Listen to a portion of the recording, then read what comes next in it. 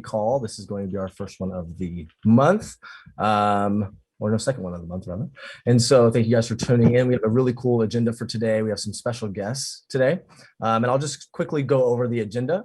We have a special announcement from Matty Mo, which is the most famous artist on our platform. We have a special guest, Lee Jin, which will be interviewed by Bremner. And a special guest, Sam Vogel, as known as Jauz, who recently just launched. So very excited. He had an amazing launch. So Rob Simpson will be interviewing him. Fantastic. I'm going to share my screen just to give everyone context. Hi, I'm Matty Mo. I run a community called TMFA Community. We're the ones behind ArtCoin, which you can find on the Creator Coin list. We are a community of interdisciplinary artists all over the world, all different mediums, all different styles, super inclusive. If you have any interest in art, feel free to join our community. We have a pretty active Discord channel that's actually gated by Rally, but I'm here to announce a project that we're working on. In 2016, our community created a collection of Kanye West portraits. There we go. That's a good image of him. Each one was done by an individual member of the community, and we created a group exhibition. And as a result of all of us doing something within the same theme, we got press around it, and it was a big hit.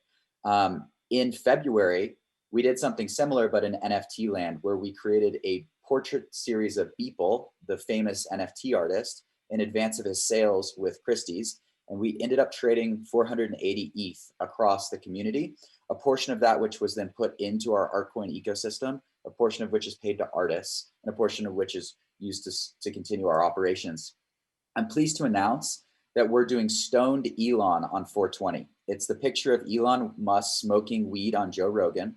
We're hoping Elon tweets it. We're hoping Joe Rogan tweets it. It's 69 items.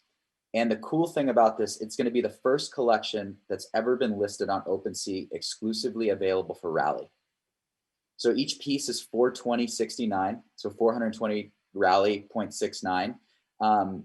What I'm trying to do here is communicate the value that this brings to the Rally community more globally.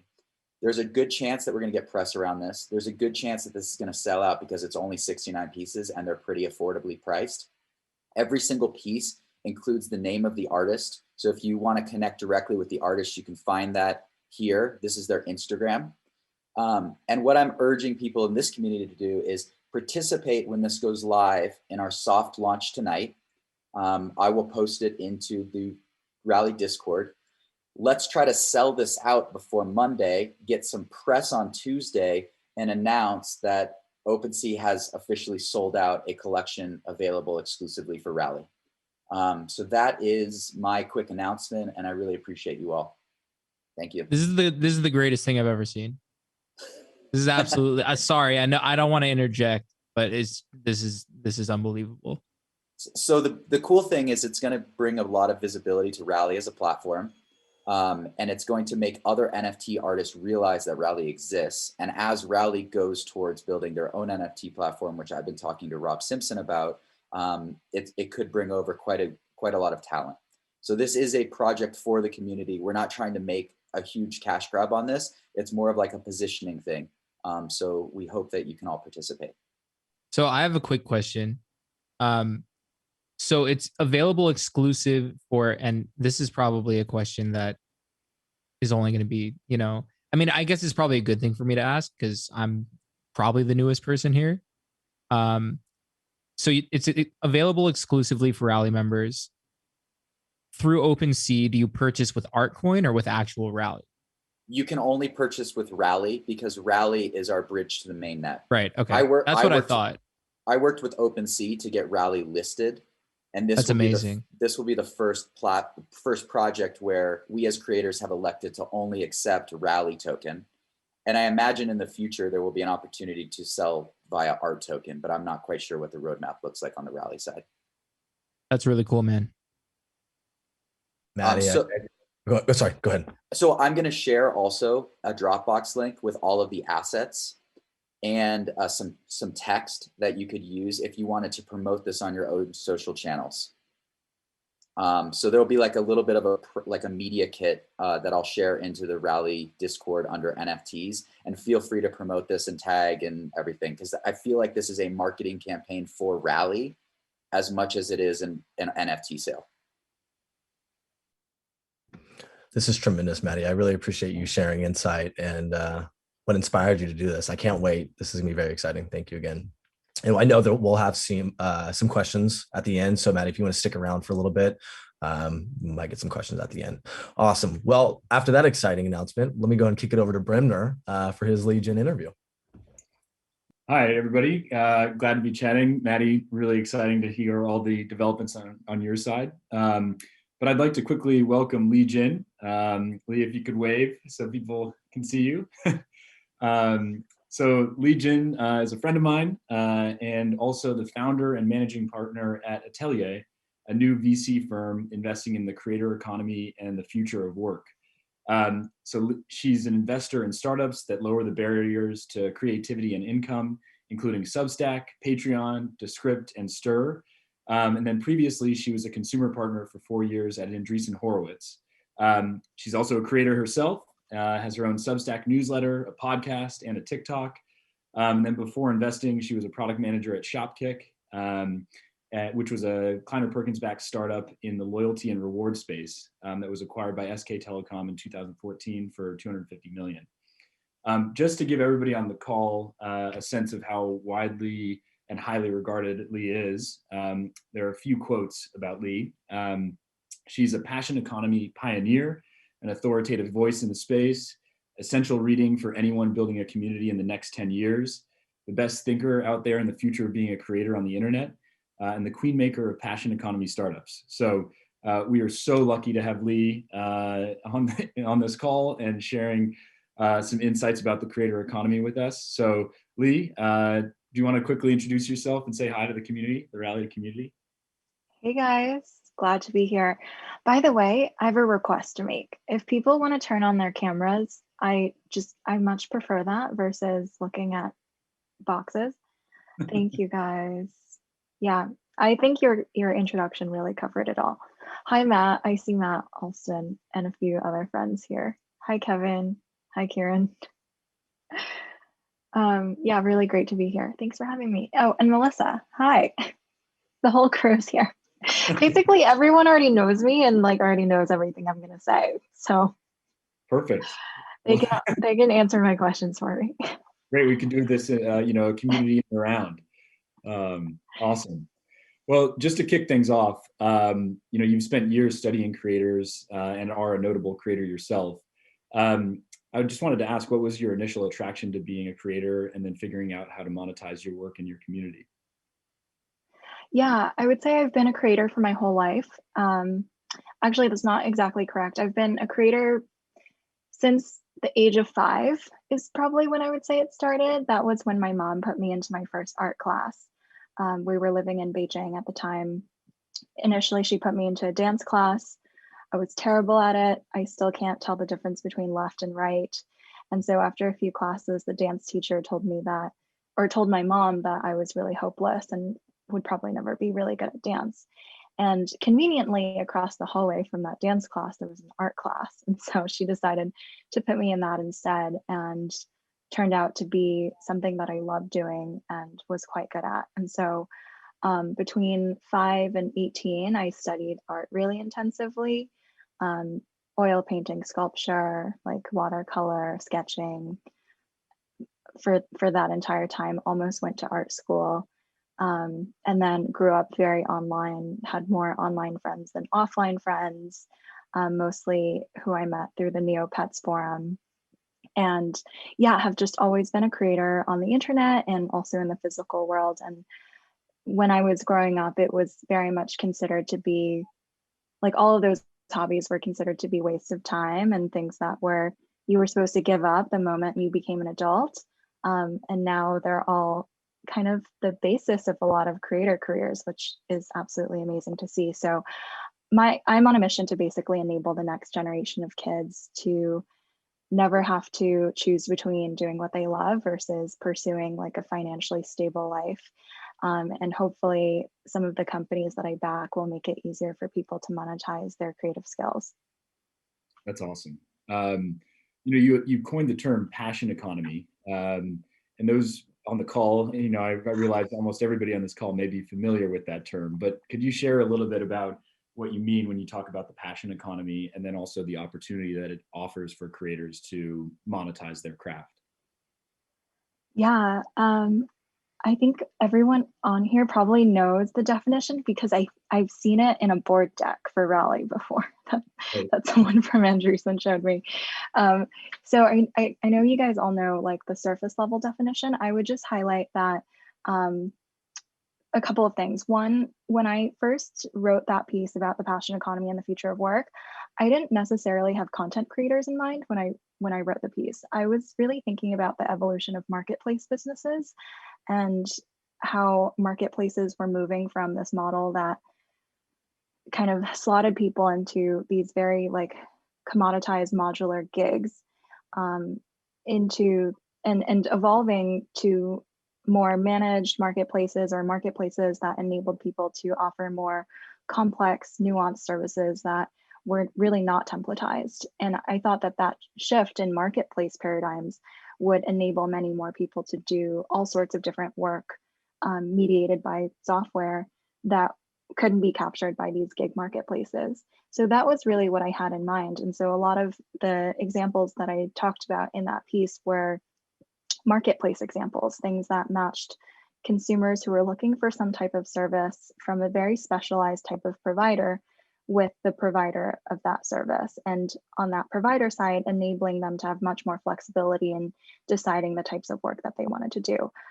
After I published the piece, there was like just this such huge outpouring of support for it, and especially around the creator angle, because that was a type of work that was uniquely enabled by digital platforms and fit a lot of the criteria that I outlined.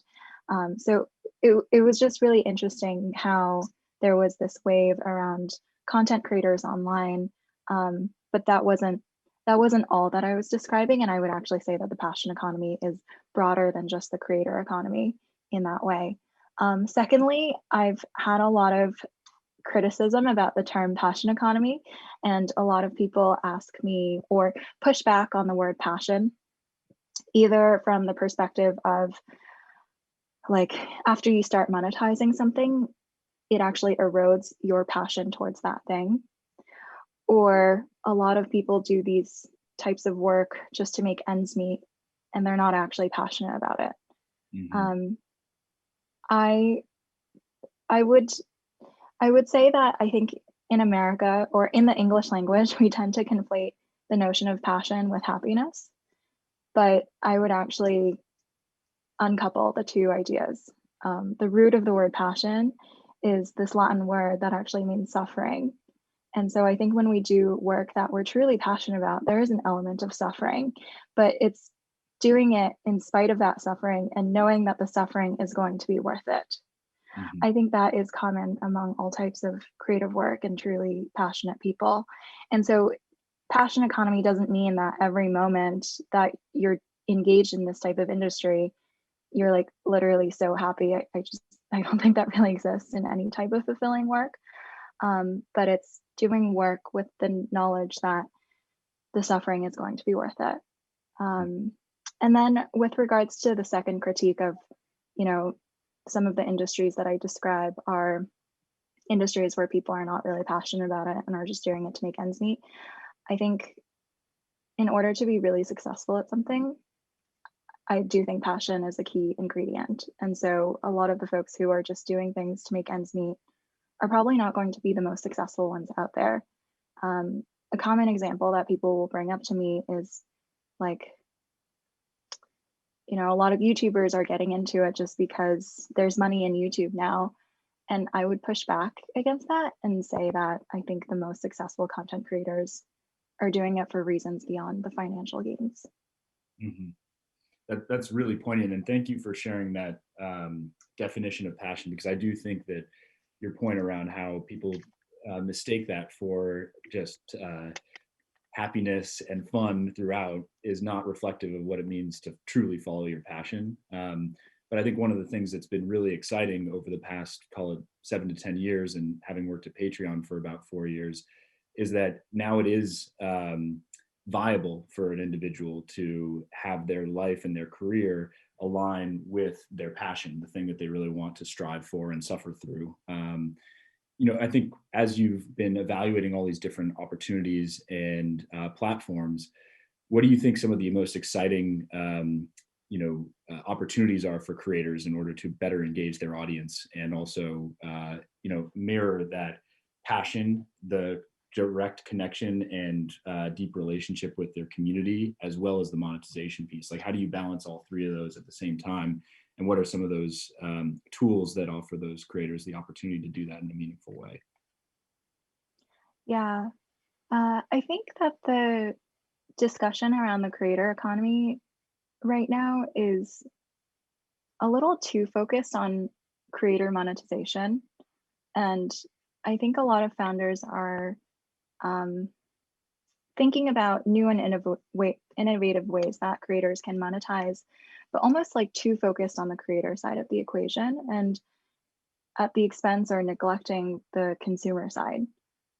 Like the creator economy is like, the creator side is one half of essentially a marketplace. All of these social media platforms are basically two-sided marketplaces. There's the creator side and there's the consumer side. And creator monetization needs to be in service of what the end consumer actually wants. Mm-hmm. Like, what is the end consumer trying to accomplish? What are their psychological needs?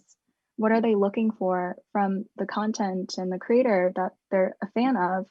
And creator monetization is like a means and end for them to accomplish what they actually want to do. Mm-hmm. And that need could be education, it could be a sense of affirmation, it could be feeling a sense of belonging to something, or showing off that they're a fan.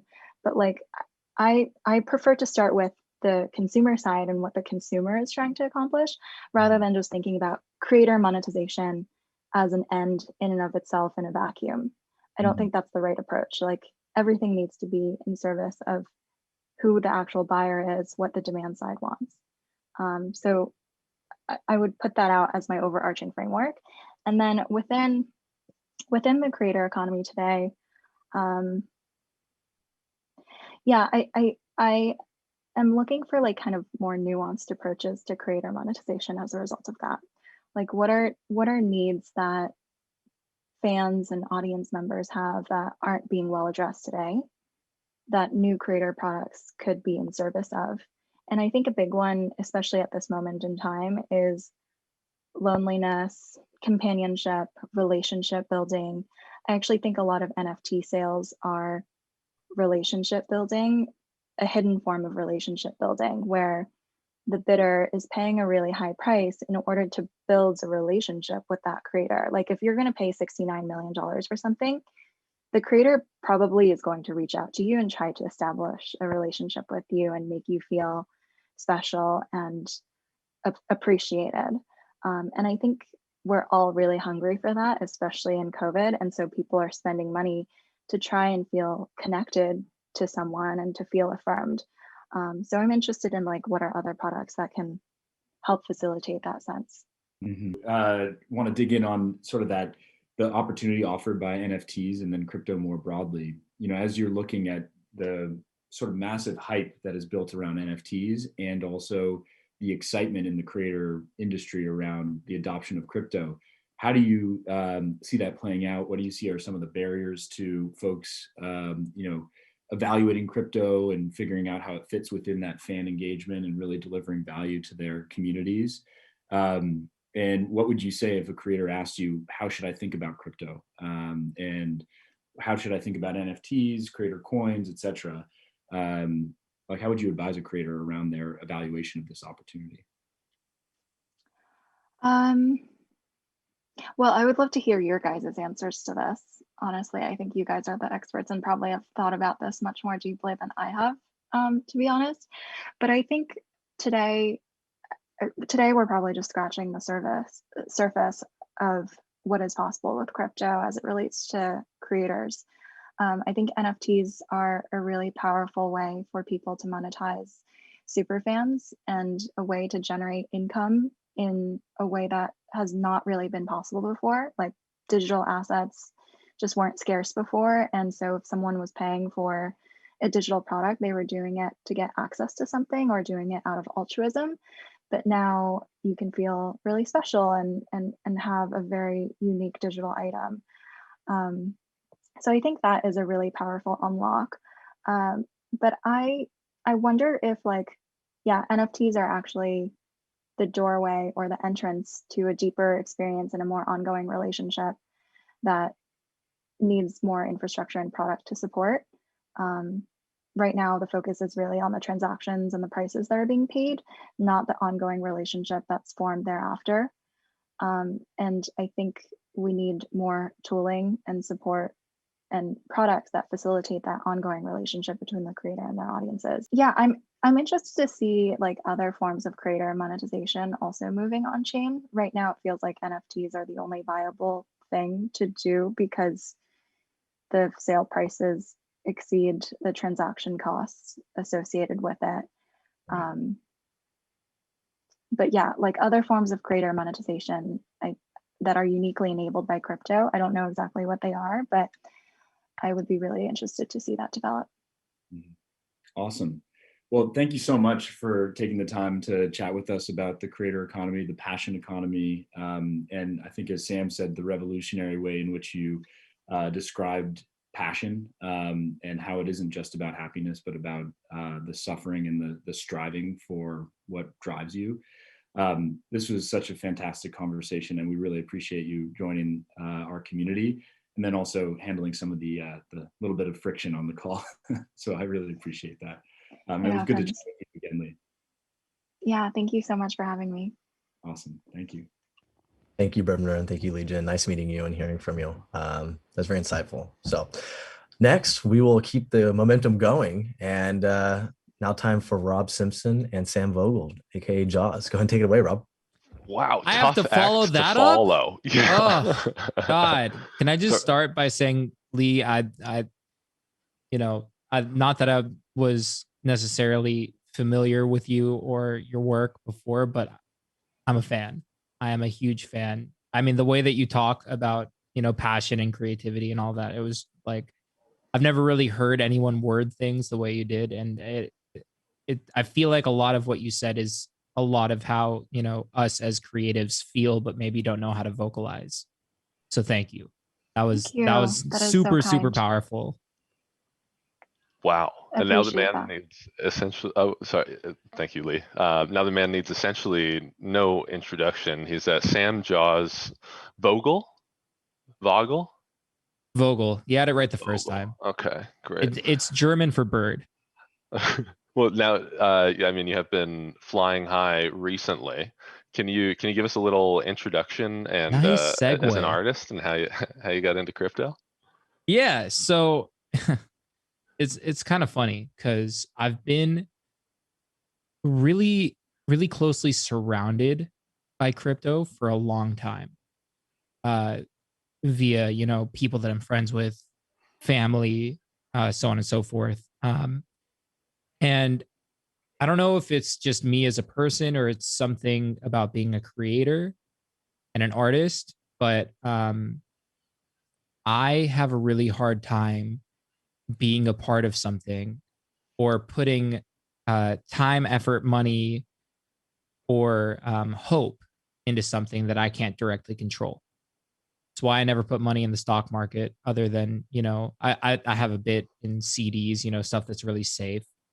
But I basically was like, I'm not putting a bunch of my money somewhere to give to some dude who's, I have no idea what he's doing. I have no idea what companies he's investing in. Either I'm going to become a full-time day trader or I'm not doing it. And I'm going to make my money, work for me and do the things that I know how to do. And that's basically how I've treated cryptocurrency up until now, because there was never a point in time until something like Rally existed for me to be like, okay, I understand this. It applies to my life. And it's basically completely up to me how successful this coin, this community, this ecosystem that I create around it becomes. We saw all of that effort really pay off last week with the thoughtfulness. I think of it the was a joint announcement. effort, but I appreciate that. Yeah, I definitely didn't think that the launch would go as well as it did. So thank you to everyone in the rally community that made that a reality.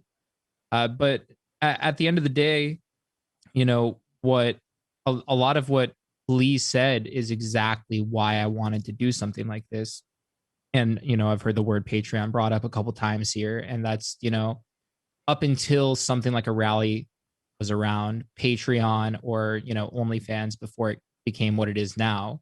Because when it first started, OnlyFans was essentially for people like me to do something like on Patreon, and I have a lot of friends that utilize those platforms, and I think it's great. But it felt a little one dimensional for me, if that makes sense. And then to see something like a creator coin come around where it's the possibilities of its applications and its use cases for someone like me are completely endless, I was like, okay, this is something I can get behind. And again, kind of, literally as Lee was talking, I was like, oh my God, I have all these ideas. So I started noting them down. But like a lot of what she said, about putting the needs, the demands, the desires of the consumer side of, and for me, what I would call the consumer side of my community are the fans, really, right? And yes, they consume things. They're the reason that I have a job, but the whole idea behind me creating a coin was to be able to give them the agency that they never had before. And I think it's something that, I've tried to do in the past. And I think a lot of artists, love to talk about how their community means so much to them. And, they do everything they do for their community. And this is literally a way to be able to put your money where your mouth is. And, we're still at, very much the tip of the iceberg with what BTX will inevitably become. But that was my whole mission behind, creating BTX was, basically to almost take myself out of the equation and figure out how do I allow the people that care about this community the most to actually shape where it goes in the future. Outside of the music side, no one, it doesn't matter who they are, whether they're a manager or a record label or a fan, no one gets to tell me how to make the music that I make. But outside of that, Get in there. I want, I want it to be a whole little, country, like its own little government. Yeah, the sovereign state of Jauz. Yeah, of BTX. Of BT. Okay, deal. Yeah. So I mean, when you kicked off your announcement spree last week, you spoke specifically of a vision. That was the vision, having the BTX island? So, well, kind of, but also not really, because I didn't really know that this was something that was possible, right? But there were two things that I really had always wanted to do. One of them was start the record label that we started in partnership with everything that happened, which is called Bite This Now. It's a subsidiary of my main record label that's completely focused and dedicated on servicing royalty-free, DMCA-free music to content creators, YouTubers, streamers, podcasters, whoever, there's this massive community of people that want to support awesome music. But up until, now, up until very recently, there was kind of a disconnect between, like, if you wanted to use the music that you listen to on a normal basis, generally, you're not going to be able to use that in your content. And then the music that you use in your content is like, it's pretty cool. And don't get me wrong, there's platforms, like Monster Cat or No Copyright Sounds that have come before that, really put out quality music. But in my specific world, I felt like there was a huge disconnect between the quality of music that was coming out that was able to be utilized by this massive community of artists and creators. And then on the flip side, so that's the consumer, right? On the other side, there's a huge untapped market of artists, and this is really where the idea came from. Is when I was an up and coming artist, not that I'm not still an up and coming artist, but when I was, really getting my feet off the ground, Having to wait 4 months to put out one song, regardless of what label you went to, was a nightmare. And I remember talking to one of the CEOs of Monster Cat back in 2016, and I said, I'm going to start this label where you can just put out music literally the next day, and that's going to be it. And he was like, that's not possible. And I was like, well, I'll figure it out. And, you know, kind of thanks to Rally and all of these things that, you know, have kind of come together in this one beautiful moment, I was able to figure out exactly how to do that. So our turnaround time isn't 1 day, it's 3 days. But I mean, I don't really know another record label that has a turnaround time like that. So the whole goal, you know, to take it a little more macro, is to empower artists, especially up and coming artists, as much as I possibly can, while also empowering and servicing this huge community within my community that, you know, has kind of been starving. Yeah, and to like to deliver on that goal of helping both of those folks, you've got a pretty entertaining product. Right. Can you tell us a little bit about like Demo Roulette and the vehicle that you're kind of using to drive this bus? So Demo Roulette is almost like the second side of, you know, what I really wanted to be able to do. The real, you know, but before I dive into Demo Roulette, the whole idea of the name BTX was a concept that I had came up with a long time ago, of the Byte This universe being this all-encompassing, you know, it has to do with music, it has to do with gaming, it'll get into action sports. Like the main, like, you know, my like pipe dream goal was to start a music festival, or a festival that incorporated all of the things that I'm passionate about into one. That being, you know, live music, gaming, action sports, so on and so forth. I mean, you know, it could go as big and as wide and as far as we wanted it to. And that's exactly why I chose the name BTX for the coin, is because, you know, this isn't, you know, if it was Jauz coin, then it's just tied to me. That's pretty one dimensional. But my goal with the coin is to be able to expand into all of these different markets that I care about a lot. So again, very, very tip of the iceberg, especially with Demo Roulette. But that is, you know, what I'd like to call our anchor for now. It's the thing that I spent the most time developing. And for those of you who aren't really familiar with it, because I'm sure there's plenty of you, Demo Roulette is something that I started on Twitch last year. And it was really just me randomly listening to songs that up and coming artists would send to me, and I would give them feedback. I might open up the project and kind of collaborate with them on it and kind of give them guidance. But the one thing that I realized about that segment, or that series, was that there wasn't enough fan interaction. It was really just me working with other artists, with other creators, which is cool from an educational standpoint. But the whole reason that I started streaming, and then the whole reason that I started BTX, was to engage the entire community. So me and Alex and Rob kind of put our heads down and basically turned Demo Roulette from this like kind of educational stream into like what I'd like to call like the American Idol for music producers. So we developed. Tell us about that first show. Yeah, it was really cool, man. I should probably share my screen if I know how to do that. I should. Yeah. I'm gonna share everybody that highlight reel that we just got made as well. Yeah, the highlight reel is way cooler than me talking. Host disabled. Can someone enable share screen for me?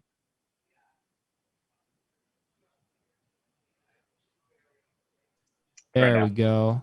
Perfect. So this is the splash page for Demo Roulette, where you can see, and there's actually a lot of songs that I haven't even approved to be up on the platform right now, but basically within 24 hours of us starting the platform, we have, I think now with all the submissions that I haven't gone through yet, probably 50 or 60 songs from artists all over the world. That is sick. And the really cool thing about building this, basically our own version of SoundCloud, is that before, it was only every Monday I would randomly listen to people's songs. And if you were lucky enough for me to pick your song and go through it and like it, that's really all you got. But now we have this platform where the entire community can go onto this website every single day, listen to the new songs that get populated. They can use votes, or they can boost songs using BTX to the top of the leaderboard. And at the end of every month, the idea is that the top 10 songs based on plays, likes, boosts, I think that's the Jauz button. Magic Jauz button. That's the one I was forgetting. Will all be considered for release on our new record label, Bite This Now. They'll also get, potentially prizes like, BTX. They'll get, maybe gift packs of different companies that I work with, whatever. So it's really become this all encompassing, like, it's really cool for me to do. It's really cool for artists who want to get their name out there, who want, new fans. And it's really cool for fans. And this is the most important part to me, is that now the community actually gets to dictate where the record label goes. Because, we're going to get demos serviced to us outside of Demo Roulette. But my goal would be is that 90% of the songs that we release on Bite This Now come directly from the Demo Roulette platform. So then, just by having BTX, just by being a part of your community, you're actually helping shape, the future of the record label. And then you really feel like, your voice matters. And it absolutely delivers on that vision. I think that the brainchild that you're able to bring to life thanks to the Rally Treasury is like a very special thing. It's not often that you see such an innovative project now available also for open source within the Rally community, right? This is something that can also be reskinned and reapplied because it was ultimately budgeted by the Treasury. So this becomes something that if you guys have good ideas, hit us up. Let's talk about getting it reskinned. Jauz. Yeah. What are you looking forward to right now? Where's all the focus? What's your next? What's your summer looking like? We'll see what happens. It sounds like there's a lot of concerts that are going to start to happen. I'm a little apprehensive. Close your screen so I can see. Yeah. Sorry. Yeah, you're good. It sounds like I'm going to be back out on the road. I've kind of enjoyed my time at home, I'm going to be honest. But that's where the future of, BTX is going to take us. I don't want to get too into details before we actually iron it out, but my management, agency and Rob have been going over the concept of doing a tour at the end of the year where tickets are exclusively sold through Rally. Or through BTX, through Rally, same difference, basically. To really almost, to me, it's almost like a proof of concept, right? We do these shows where basically I would be buying all the tickets to my show myself, and then I'll be my own promoter and be like, hey, if you want to come to my show and you want to see my concert, you have to be a part of our world. And then maybe that helps someone who isn't so familiar with crypto, who isn't aware of what BTX is or what it does, to kind of get their foot in the door.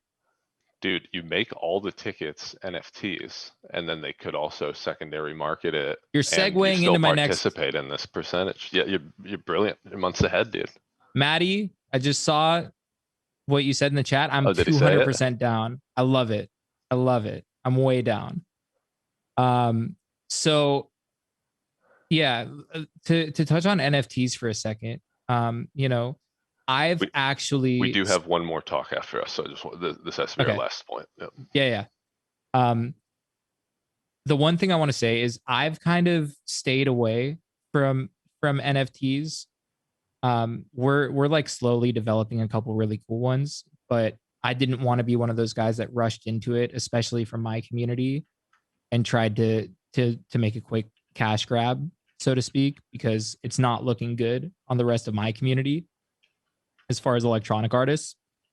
It's just never been the way that I've operated. I've never really cared about making as much money as I could, as fast as I could. It's really more about the long haul. And speaking of live shows and NFTs, I think that for my community is where everything is going to change. The ideas that I've been talking about with people is that, not that it's going to be cool for me to be able to sell NFTs as concert tickets, but that Ticketmaster is going to be selling all of their tickets as NFTs. AXS is going to be using NFTs in place of any real ticket, because if you think about it, anything on the blockchain, you basically can't duplicate. You can't forge it. You're not going to be able to get sold a bum ticket outside of the Staples Center and then go inside. It's pretty much a foolproof way for someone to know whether you have a real ticket or not. The resale market, which is a huge negative aspect of live touring, basically goes away because of the way that you can bake in percentages to NFTs. So then if someone buys your concert ticket for $100, then resells it for $1,000, at least the artist and then also, the ticket provider is going to be getting a cut of that. So then they're not losing out on as much. And it also doesn't make it as lucrative for those ticket resellers in the first place. So it's a win-win there. And then that's not even talking about the fact that every single concert that you do on a tour can be its own unique NFT that's as many tickets out of as many tickets, and then it never gets created again. Yeah, Yellow Heart is basically the start of that. And because, you already look at it now, there's certain bands that tour and they make a poster for every single stop, and you can only get it that year at that stop. And some of those posters sell for insane amounts of money, or just have so much intrinsic value to those artists. And these are all things that'll basically just be as easy as going to, Ticketmaster to buy a ticket to a concert, which is like, every time I talk about it, I get more excited, because it's like, that is the future of the music industry. And it blows my mind. Yeah, exciting times ahead for sure. Sam, thank you so much for joining us for this chat. Really appreciate you and your time. Absolutely. Thank you guys so much for having me. Super stoked to be a part of this community, and wait to see where it all goes. Congratulations again, and back to you, Grant. Awesome. Rob, Sam, again, thank you for that. We are getting spoiled lately with these creator interviews. I mean, we had Illmind 2 weeks ago, which we need to connect Matty, Mo, Illmind, and Sam all together. That would be a very interesting trio. So very exciting to see what developments come soon. Mike, go ahead and take it away. I know you're going to share your screen. So for the KPIs. So real quick to close out the meeting here, talk a little bit about what's going on the sidechain this past week. First, on the mainnet, rally price has been fairly stable, hovering about between $1 and a little bit more than $1. So total liquidity across our liquidity pools on Uniswap and Balancer is more or less flat from where it was before, at around 92 million. This past week, last 7 days, $300,000 worth of rally was breached into the sidechain. Over on the sidechain, we've had continual nice increases in the amount of rally backing the creator coins, up to 11.7 million rally. So about $12 million, or a little more than $12 million backing those creator coins, and quite a decent chunk of rally that's sitting on the sidechain as rally itself.